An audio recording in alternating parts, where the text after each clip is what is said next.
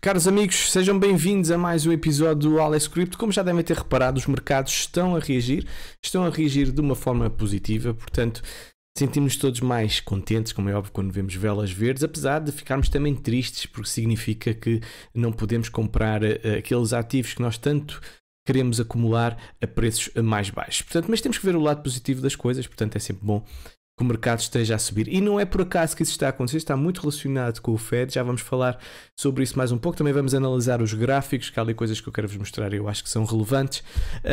Mas antes de avançarmos, quero-vos atualizar sobre aquele bot que eu ando a utilizar há algum tempo, já há cerca de 3 meses, portanto é o Whalebot.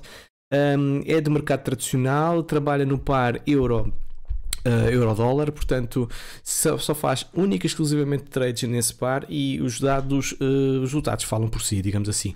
Rapidamente aqui olhando para as percentagens de ganho mensal, eu lembrar que comecei a 6 de julho, portanto quase 9% em julho, quase 9,5% em agosto, 19% no mês de setembro e agora o mês começou agora, portanto ainda estamos a 0,96. Obviamente que o mês de setembro foi um mês claramente atípico, não é normal ter tanto lucro num único mês com este bot. A própria equipa de gestão e tudo falou comigo e disse que não é normal e pediu-me exatamente para alertar as pessoas e dizer exatamente isso.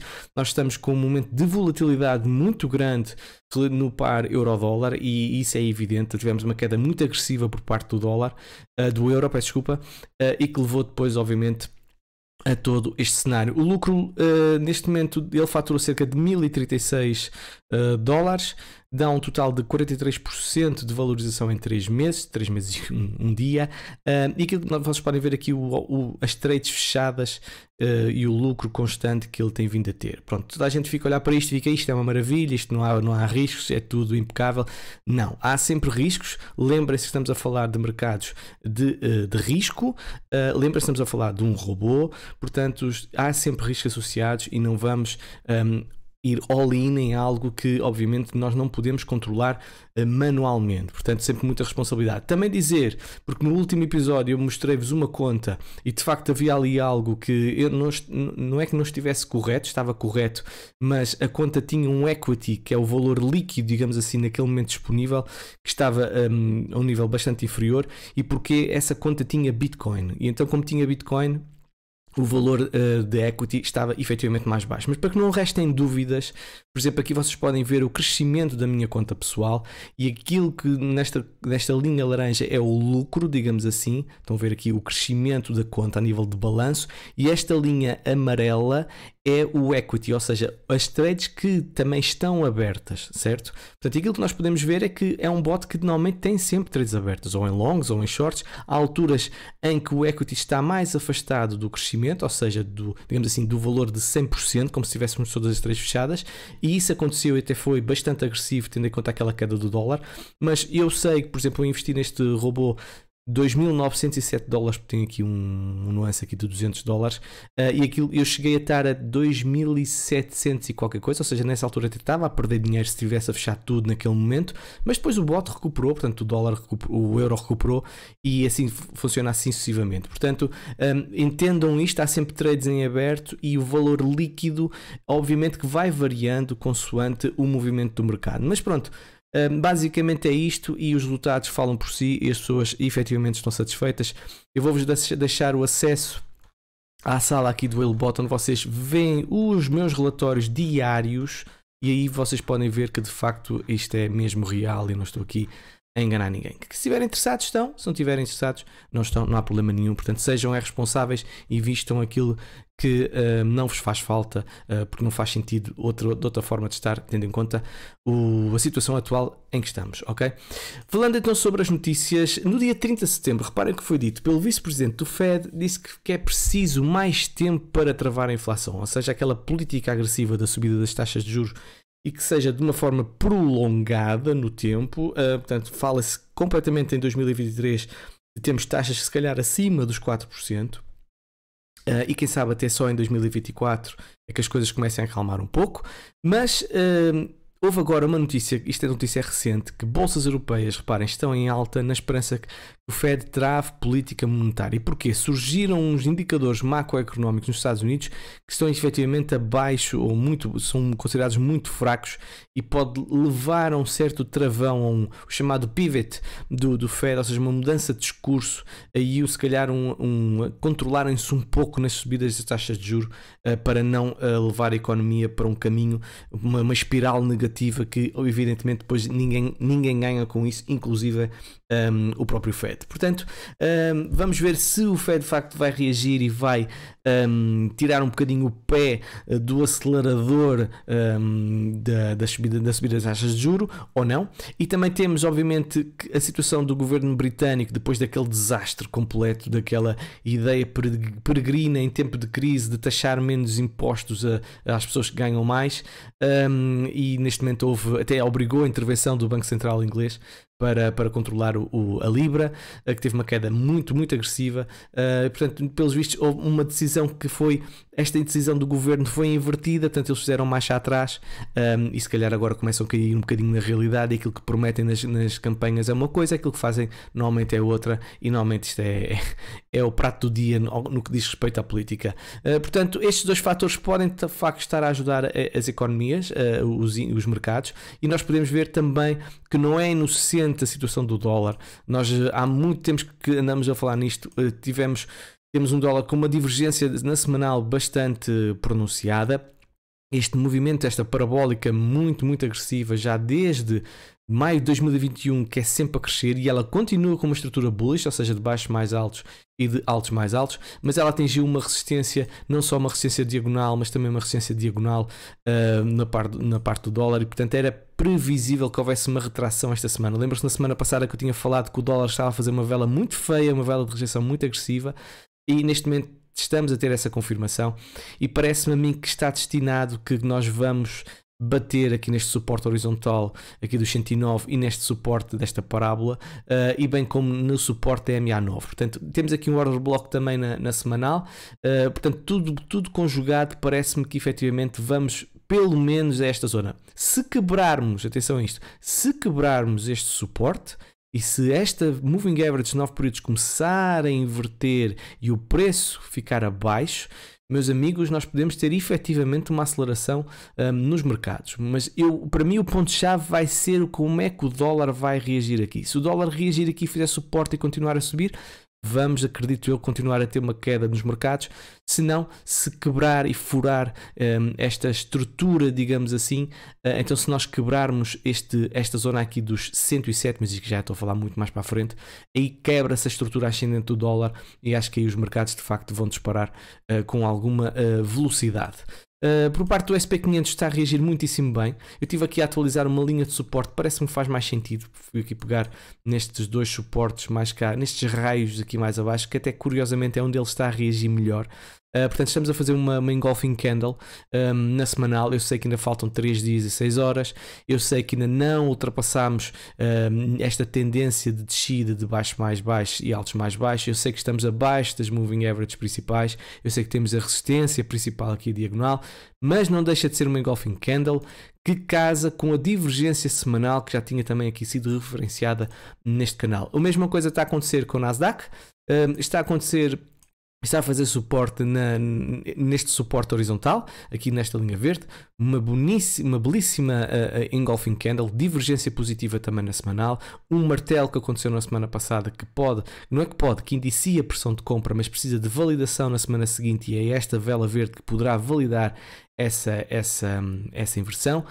Mas, meus amigos, estamos abaixo das moving averages, temos aqui logo um suporte na zona dos 12.141, e acho que sinceramente as coisas só ficam efetivamente bullish para o Nasdaq se ultrapassar esta zona aqui dos 12.622. Reparem, é uma zona aqui de suporte de maio, e foi resistência em maio também, mas um ano depois, e agora também foi resistência em setembro. Portanto, para mim esta zona é uma zona muito importante. Olhando para a Bitcoin está dentro deste falling wedge, continua e é uma estrutura ascendente, divergência positiva também na semanal. Há uma série de indicadores que como nós já como vocês sabem, que apontam para uma inversão, que apontam para um fundo de mercado. Há outros que efetivamente que não, mas agora nós estamos a chegar a um ponto importante para a Bitcoin. Reparem, Moving Average de 9 períodos está aqui nesta zona aqui dos 20.500, também é uma zona de resistência desta confluência aqui do preço em julho, que foi feita em junho, julho. Nós já ultrapassámos esta primeira resistência que agora vou passar a verde. E já tínhamos tido uma tentativa na semana passada, portanto, se galgarmos esta estrutura aqui a vermelho, vai ser efetivamente bastante positivo para a Bitcoin. Outro aspecto que eu quero vos referir, que é exatamente algo que eu já não pegava neste indicador há algum tempo, peço desculpa, está aqui, que é o Slingshot, e vamos olhar um bocadinho para ele e ver em que ponto de situação é que nós estamos. Lembrar que nós em 2019 nós tivemos uma queda, pronto, começámos a entrar nesta areia movediça, ou seja, digamos assim, deste indicador, e a partir do momento que caímos abaixo do indicador, tornou-se resistência e depois tivemos uma queda muito agressiva no preço, porque já estávamos abaixo aqui do Slingshot, e sempre na história do Slingshot sempre caímos abaixo deste indicador, normalmente temos quedas muito agressivas. Aconteceu em 2014, 2015, aconteceu em 2018, aconteceu com o crash do Covid. Reparem que tínhamos entrado aqui numa zona aqui mais abaixo e depois finalmente tivemos um movimento muito agressivo, e é um indicador que claramente para mim determina ciclos de bull market e de bear market. Portanto, nós, se tivéssemos em 2019, reparem, provavelmente estaríamos aqui. Reparem como é que nós estamos. Nós estamos abaixo da Moving Average de 9 períodos, ok? E estamos neste momento a uma distância da parte superior aqui do indicador, cerca de 55%. E nós estamos abaixo aqui da Moving Average em 2019, reparem, e a distância para o topo aqui do indicador é cerca de 47, 50%, ou seja, muito próximo um cenário do outro. O que é que isto quer dizer? Isto significa que a BTC tem muito que andar até as coisas ficarem bullish e voltarmos a ter um efetivo bull market. Ou seja, a BTC tem que subir cerca de 50% para termos um sentimento mais bullish a nível de análise técnica. Podemos ter um cenário tal como aconteceu também em 2015. Reparem, nós viemos abaixo do indicador, andámos aqui muito tempo, tivemos um breakout aqui da Moving Average de 9 períodos, fizemos um retest negativo, digamos assim, ao indicador, e depois tivemos mais um momento de capitulação, ou seja, em 2015 tivemos duas grandes velas de capitulação. Portanto, este cenário também ainda está em cima da mesa. Não seria de estranhar, ninguém iria ficar surpreendido se tivéssemos uma subida aqui ao indicador. Reparem, é onde nós começamos a ter as principais resistências, aqui assim, ok? Aqui assim, vamos pôr isto agora aqui também a branco. Esta zona aqui dos 29.422 até aos 31.768, para mim é a zona determinante para ultrapassar e para efetivamente as coisas virarem para um bull market. Também dizer que nós temos aqui, deixa-me ver se eu encontro onde é que estão, reparem onde é que nós temos também gaps para fechar. Temos aqui na zona aqui dos 27 e 28 e depois temos a zona aqui dos 34, 35, que também mais cedo ou mais tarde poderemos lá fechar. Por fim, falar que, agora vou desligar este indicador, falar que as coisas estão diferentes relativamente ao passado. Em primeiro lugar, dizer que esta estrutura ascendente que tinha falado nos últimos tempos, reparem, este triângulo ascendente aqui está finalmente a quebrar, significa que o palco neste momento está na BTC, os olhos estão todos focados nela. Portanto, temos aqui a ter uma estrutura, obviamente que é preciso confirmar a vela diária se fecha acima, se não temos nenhum, se o retest é válido e se efetivamente houver um retest aqui nesta zona aqui a ver, nesta linha de resistência, de suporte, que agora fica suporte. Mas o que eu quero dizer de relevante é que nós efetivamente estamos a ter ciclos diferentes ao nível do bear market. Reparem bem, em 2018 nós tivemos, ou seja, para quem cá estava, lembra-se perfeitamente do mês de dezembro de 2017, onde eu via as altcoins a subirem 20% ao dia. Foi uma coisa inacreditável, era um FOMO total. Nós não conseguíamos nos registarmos na plataforma. Imaginem o que é vocês quererem se registarem-se nas plataformas e não conseguirem. Tinham que esperar dias e dias e dias para que as plataformas tivessem capacidade para absorver a quantidade de registros. Foi a loucura total. A partir daí começou o bear market, portanto, em janeiro de 2018. E o que é que nós vimos no bear market anterior? Tivemos a subida, ou seja, tivemos baixos mais altos em formação, altos mais altos, a subida da dominância da Bitcoin. E depois, mais tarde, o que é que nós tivemos? Nós tivemos nova subida da dominância da Bitcoin, mas foi no início do bull market, reparem, ou seja, aqui foi o bear market, ou seja, dezembro, está aqui o mês de dezembro, 18 de janeiro, reparem, e foi até ao outro mês, até ao outro ano, portanto, janeiro de 2019, portanto, bear market total, e depois o arranque da BTC, foi um arranque monumental e foi onde eu cometi um erro, porque a minha aposta aqui tinha sido muito em altcoins e fiz mal, porque a Bitcoin arrancou com muito maior velocidade e os lucros tinham sido ainda maiores. Nós tivemos um arranque muito grande na BTC e, por norma, isto acontece não é por acaso. Porquê? Quando nós estamos a falar em ativos de risco, as pessoas, quando estão num fundo de um bear market, têm algum receio em investir em altcoins. Então preferem apostar no cavalo principal, na rainha, que é a Bitcoin, porque acham que é mais seguro. Porque nós percebemos, até pelo ciclo anterior, que sempre que nós temos bear markets, ou melhor, no ciclo anterior, quando nós tivemos um bear market, a BTC ganhou dominância, ou seja, a perda não foi tão agressiva. Portanto, nós podemos ver então o arranque da dominância da BTC depois do fundo de mercado da Bitcoin em 2019. E agora reparem o que está a acontecer, é diferente. O bear market começou mais ou menos em novembro. Okay? Há quem diga que foi no topo anterior, o primeiro topo, mas pronto, vamos falar que efetivamente foi o topo do preço, foi quase aos 70 mil, não é? Foi aqui que começou. Nós não tivemos uma subida, ou melhor, tivemos uma subida, mas não tivemos uma subida como aconteceu em 2018. Portanto, nós estamos a ver um ciclo diferente. Ou nós ainda estamos num bear market que vai continuar muito mais tempo, certo? E a BTC vai cair a valores muito mais baixos e nós vamos ter uma dominância da BTC, mas isso não vai casar certo com uma série de indicadores e a diferença de preço, da queda de preço. Já temos uma BTC que caiu cerca de 70%. Portanto, são coisas que efetivamente estão diferentes, ou seja, as altcoins estão a ganhar uma preponderância muito maior neste bear market do que a Bitcoin. E isto pode estar relacionado com o Ethereum, com a situação do merge que aconteceu e com outras, obviamente, outras altcoins. Por exemplo, BNB também ganha muita cota de mercado, portanto, e aquele top 10 efetivamente pode também estar a ser responsável por isso. Mas, ou seja, dizer que as coisas estão efetivamente diferentes. E eu começo a ficar com dúvidas se nós de facto vamos ter um ciclo semelhante ao que aconteceu no passado.